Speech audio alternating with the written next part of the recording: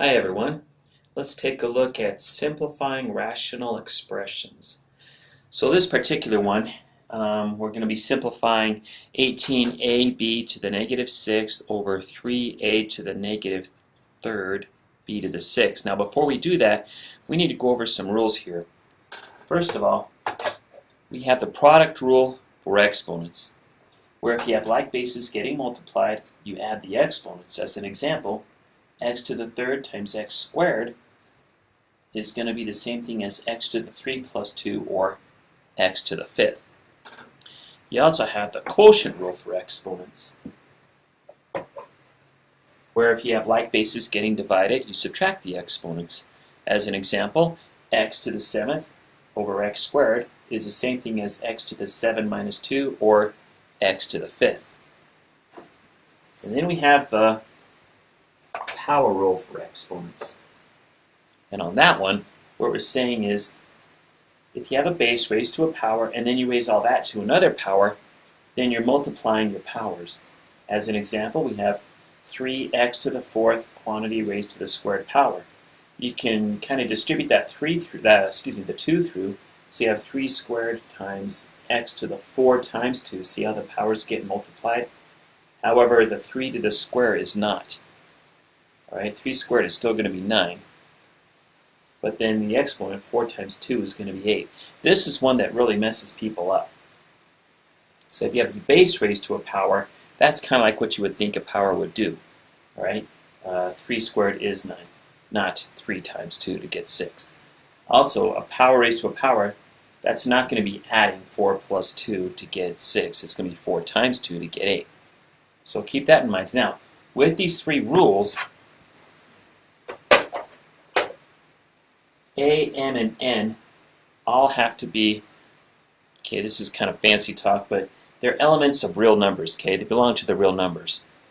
Don't worry about the Greek stuff, okay? It just means belongs to real numbers. All right, so those are the product, quotient, and power rules. There's some more. You get the zero exponent rule. Okay, if you have a base raised to a power, that's a 0 power, then your answer is going to be 1. So 3z, for example, that quantity, all in parentheses, raised to the 0 power, is going to be 1. Assuming, of course, that a is equal to 0. By the way, some people like to want to see a proof as to why that is. Why is anything to the 0 power of 1, providing your base itself isn't 1? Well, you could do this as an example. Suppose you had x to the 4th over x to the 4th. Right? That's 1, correct? Well, using the quotient rule, like bases getting divided, you can subtract the exponents, 4 minus 4, which is 0. X to the 0. So anything to the 0 power equals 1, providing the base itself is not a 1. Alright, some people ask me that, so I like to give that little explanation. And there is more. Alright, for example, if we had the negative rule for exponents. Anything raised to the negative power here is going to, what you can do is you can say, put that over 1. What you can do is you can flip it over and then have it go to the positive power. As an example, x to the negative 3 is the same thing as 1 over x to the positive 3. Working that same idea here, if you have 1 over a to the negative n power, that's the same thing as a to the positive n. As an example, 1 over y to the negative 5th is the same thing as y to the positive 5th. You can look also as you have multiple fractions here, or a numerator and a denominator. That's what I meant to say. A over b quantity raised to the negative n power. If you flip the fraction over, you have b over a raised to the n power. As an example, 2/3 raised to the negative 1 power is the same thing as 3 over 2 raised to the first power, or just 3/2 in this case. And of course, we do have to make our claim here that a, b, and n are all belonging to the real number system. Alright, so now that we have all that in place, let's go ahead and solve, or simplify, rather, this way. Now there are several ways to do this.